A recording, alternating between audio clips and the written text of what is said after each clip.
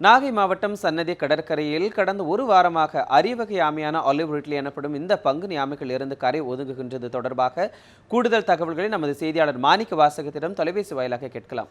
மாணிக்க வாசகம், வணக்கம். இந்த அரியவகை ஆமைகளான ஆலிவ் ரிட்லி ஆமைகள் இருந்து கரை ஒதுங்குவதற்கான காரணங்கள் என்ன அப்படின்னு சொல்லி பொதுவாக சொல்லப்படுகிறது? வணக்கம் மனோஜ். ஆலிவ் ரிட்லி ஆமைகளை தமிழில் பங்குனி ஆமை என்றும் அழைக்கிறார்கள்.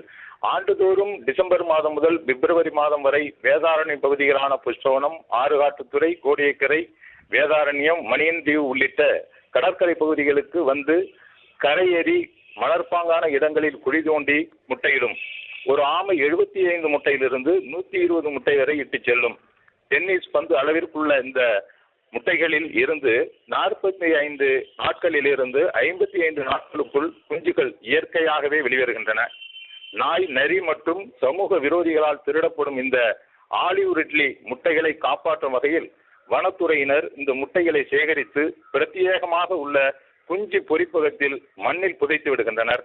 45 நாட்களுக்கு பிறகு மண்ணிலிருந்து குஞ்சுகள் வெளிவரும். அதை வனத்துறையினர் பாதுகாப்பாக கடலில் விடுவது வழக்கம்.